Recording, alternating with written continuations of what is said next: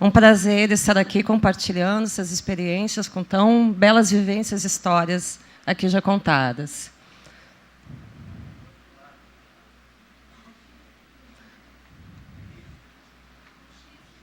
Perdão.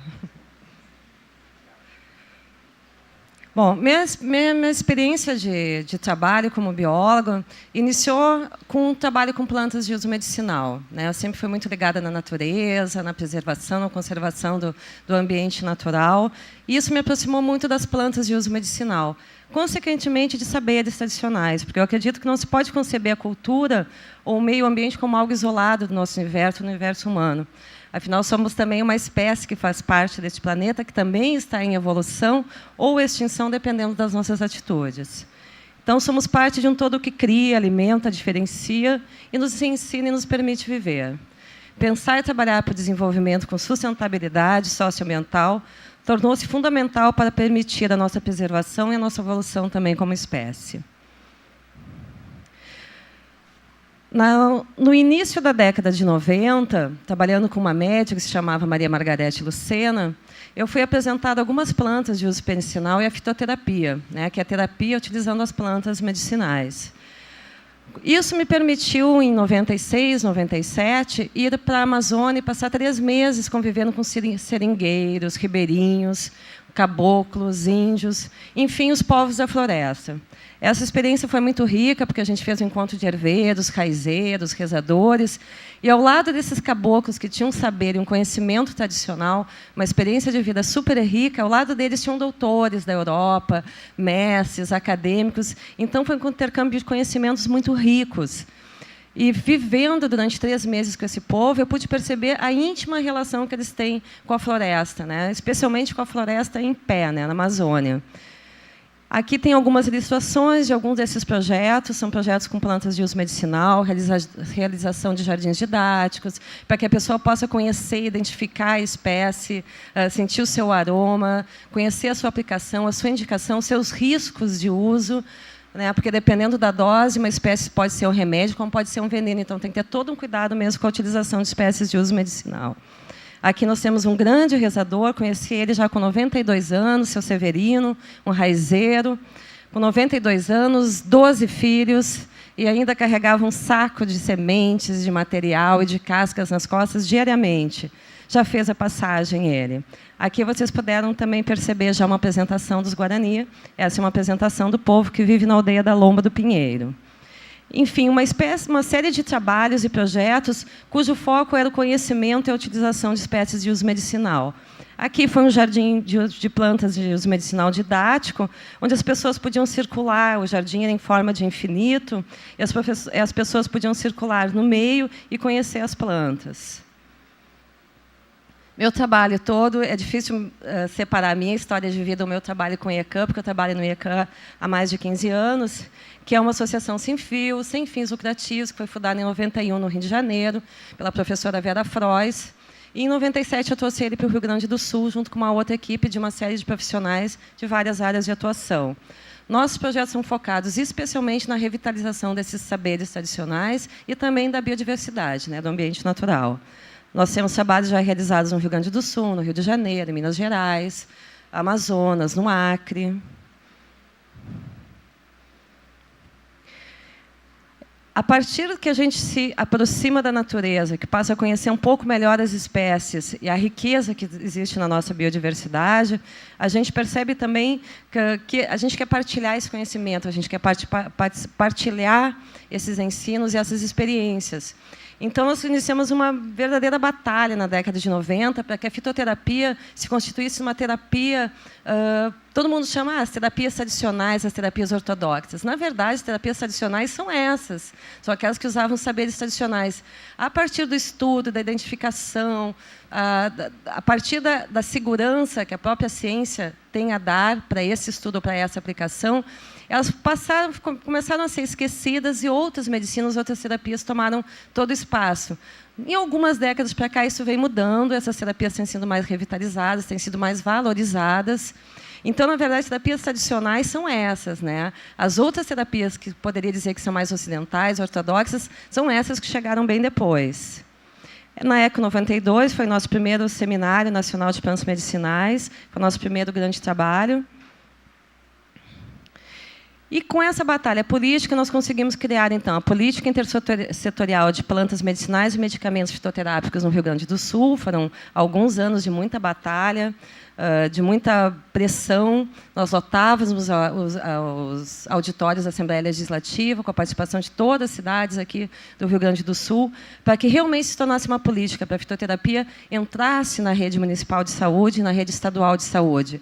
Tivemos sucesso, realmente foi criada a lei, não só da política intersetorial de fitoterapia no Estado, como foi uma referência para a política nacional de plantas medicinais e fitoterápicos. São leis que estão criadas, mas agora a gente tem que cobrar também dos governos para que esses medicamentos fitoterápicos cheguem na rede municipal de saúde, como já existem na rede de inúmeras cidades do Brasil. Aqui são exemplos também de trabalhos com plantas medicinais. A partir da minha experiência de trabalho com a fitoterapia, com as plantas de uso medicinal, eu comecei a me aproximar dos índios Guarani, da aldeia do Cantagalo, aqui em Viamão também. O primeiro Guarani que eu tive o prazer de conhecer foi o seu Alberto Briziola. Era um cacique que era considerado pelos Guarani como muito sábio, muito estudioso. E ele que me apresentou um pouco da cultura guarani, seus mitos, sua forte relação com a natureza. Para os Guarani, tudo é sagrado. O rio tem espírito, a pedra tem espírito, a árvore tem espírito, né? As águas, todos os cursos d'água têm espírito. Então, no momento que os guaranis não distinguem eles como uma espécie separada da natureza, porque eles também têm espírito, e cada elemento é ligado a um deus, a um mito de criação, a uma simbologia. Enfim, é uma relação tão bela e tão sagrada com a natureza que isso me aproximou e me cativou nessa cultura. Não esquecendo que os Guarani já estavam aqui há 2, 3 mil anos antes de Cristo, ou seja, pelo menos há 5 mil anos que os Guarani já circulam pelo nosso território, porque antes não existiam as fronteiras. Então, o grande coração da nação Guarani, que vem lá do Paraguai, e hoje se desloca pelo Paraguai, Argentina, Uruguai, Brasil, e aqui no Brasil, do Rio Grande do Sul, Santa Catarina, Paraná, Espírito Santo, uma série de estados, já estavam aqui muito antes de nós. E a gente sabe que eles preservaram a natureza e conservaram a natureza de uma forma muito bela. A gente, em 500 anos, a gente não fez o que esses povos tradicionais fizeram em milhares de anos, em termos de destruição de habitats. Aqui são exemplos de trabalho. Esse foi o primeiro viveiro construído com os Guarani, na aldeia da Lomba do Pinheiro. Foi um desafio, porque eles são coletores, são plantadores, cultivam roças, lavouras, para alimentação, mas nunca tinham trabalhado em viveiro. Então, foi uma proposta que a gente trouxe, eu como bióloga não podia, preocupada que cada vez eles iam mais longe de deslocar para buscar as espécies de uso no artesanato, de uso religioso, porque muitas vezes recebem áreas já degradadas, sem mata ou sem natureza para eles coletarem. Preocupada com isso, nós começamos a levar a ideia de viveiro e multiplicação de espécies nas aldeias. E esse foi o primeiro viveiro. Depois de mais de dois anos de reuniões, de explicações, eles consultam os pajés, os caraí, têm que receber um sonho para que eles tenham autorização de fazer aquela coisa nova na aldeia. Enfim, depois de 2 anos foi construído esse viveiro. Hoje nós temos 3 viveiros construídos, mais 2 em construção e muitas aldeias desejando, o que me deixou muito feliz. Aqui são uma série de ilustrações que reforçam o nosso trabalho, que ilustram o nosso trabalho, que vai desde as crianças até os velhos. Aqui eu acho importante, pelo menos, trazer esse mapa para que vocês tenham uma ideia de como o Brasil, como é ocupado o solo ou a terra no Brasil. Esses 42% aqui são ocupados pela agropecuária. E aqui nós temos cerca de 25% ocupados por unidades de conservação da natureza e terras indígenas. Lembrando que hoje os indígenas têm apenas 12,5% do território. Aqui são ilustrações que eu acho importantíssimas, acho que as imagens falam muito mais. Essa é a aldeia Guarani de Campo Molhado, em Barra do Ouro. Também casas tradicionais construídas com xaxim, com Santa Fé, espécies que têm em abundância nesse território. Também uma vista de Campo Molhado, é a maior área Guarani. tem 2.000 hectares, junto com Varzinha, 2.700 hectares, parece muito, mas é muito pouco, porque se a gente for pegar os Xingu, são milhares, centenas de milhares de hectares. Uma outra forma de casa tradicional, construída com taquara, barro, capim Santa Fé. Também casas tradicionais, Aldeia da Pacheca. Aqui, uma casa de reza, que é o PAN, que é o centro de reunião, de estudo, de conhecimento. É a escola e, ao mesmo tempo, a igreja, entre aspas, do povo guarani. Aqui já é um outro exemplo de aldeia, são casas construídas pelo governo do Estado. Então, são casas que seguem o exemplo de vilas populares. A gente vem batalhando muito para que isso não seja feito dessa forma. Outras formas de casa tradicional. Aqui uma casa também de reza, na aldeia de Granja Vargas, em Palmares do Sul, onde, para entrar na casa de reza, tu já tem que se abaixar como uma forma de respeito, de humildade aos deuses e aos espíritos ali presentes. Exemplo de escola. Exemplo de uma outra escola, essa é uma aldeia referência, os Guarani, que aqui são dessa aldeia, a aldeia da Estiva, aqui em Viamão. É uma aldeia referência em termos de escola, é a aldeia que já formou os primeiros Guarani aqui no Estado. O cacique é enfermeiro, o atual cacique, um dos caciques é enfermeiro, o atual cacique estuda Direito, deseja ser a primeira universidade indígena aqui no Estado. Essa já foi uma outra batalha, já foi uma nova forma de construir casas nas aldeias, também depois de muitos anos de luta, de apoio do Ministério Público, conseguimos fazer uma nova forma de construção. A gente tem aquela ideia de que índio tem que permanecer no mato, isolado, mas como índio com celular, índio com calça de brinde, usando câmera, por que eles não podem se apropriar da tecnologia? Por que eles não podem viver e usufruir também de meios que nós usufruímos? Isso é uma lenda, esse é um mito que deve ser rompido. Aqui são vistas também da aldeia de Granja Vargas. Enfim, as diversas experiências demonstram que os índios Guarani devem ser considerados aliados e não inimigos na proteção dos recursos naturais. Porque a gente não pode tomar como exemplo algumas lideranças, alguns índios que, no norte, principalmente do Estado, se aliam a madeireiros ou mineradoras. Isso são exceções. Essas não devem ser levadas como uma forma geral dos índios se colocarem e respeitarem a natureza. Quando conhecemos as aldeias, as famílias, o ambiente natural onde vive, a gente percebe que a tradição e a cultura guarani só vive até então porque ela jamais morreu na alma do povo guarani. E nelas a terra, a natureza, tem um lugar fundamental, especial e espiritual. Caciques, pajés, guarani, seu Adolfo, sua esposa, Dona Ondina, seu Turibe, Dona Laurinda, excelentes pajés, pessoas de muita sabedoria, de muito a ensinar à nossa sociedade. Os próprios Guarani se preocupando com a questão do lixo, né? Reciclagem, compostagem, apresentações de canto e dança, oficinas de cerâmica, nosso primeiro projeto de artesanato, né? Cestas, ornamentos, esculturas, 3 linhas fortes de artesanato Guarani, muito belas e que devem ser muito valorizadas. Uma de nossas metas nesse ano, o plantio de 28.000 mudas de espécies nativas em 8 aldeias Guarani aqui do Estado. A gente tem a ideia de que o milho bonitinho é aquele amarelinho, papapá, não. Quanto mais riqueza, quanto mais diversidade, quanto mais cores, quanto mais espécies, inclusive maior o valor nutricional, mais puras essas sementes crioulas.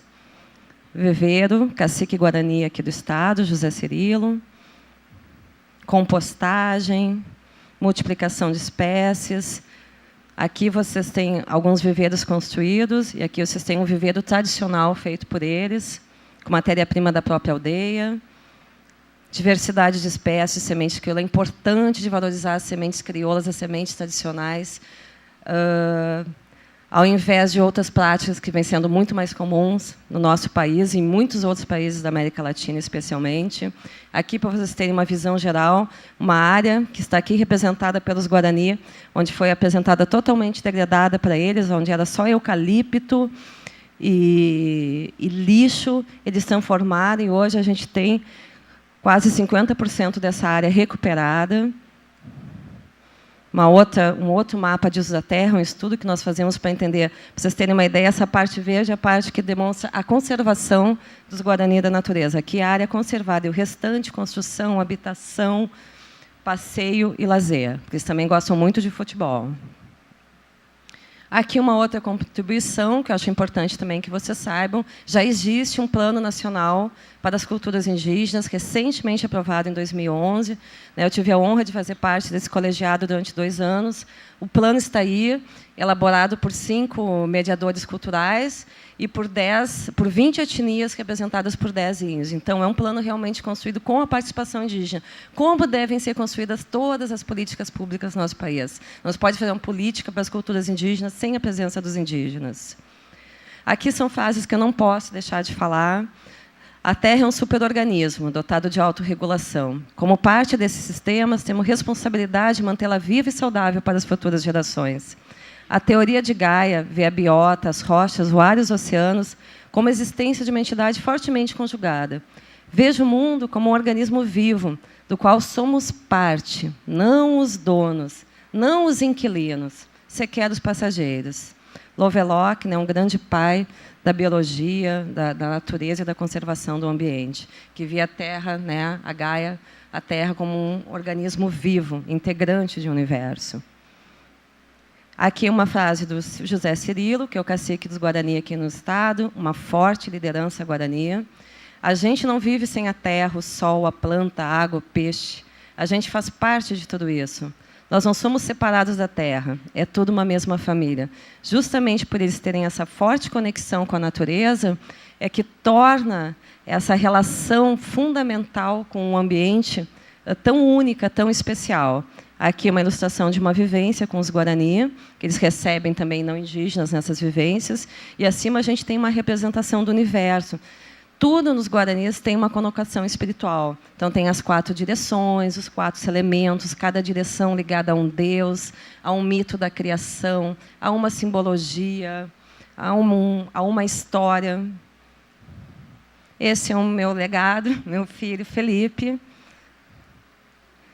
Enfim, transmitir para vocês que passem a olhar os indígenas como nossos irmãos, como integrantes, como viventes dessa terra, que já estavam aqui antes de nós chegarmos, e que a gente utilize os saberes tradicionais, o conhecimento, não apenas do Guarani, mas de todos os povos indígenas, em prol da conservação do ambiente, da preservação dos recursos naturais. Por mais polêmica que seja a questão de mudanças climáticas, a gente não deve fazer algo, acho que é importante inventariar.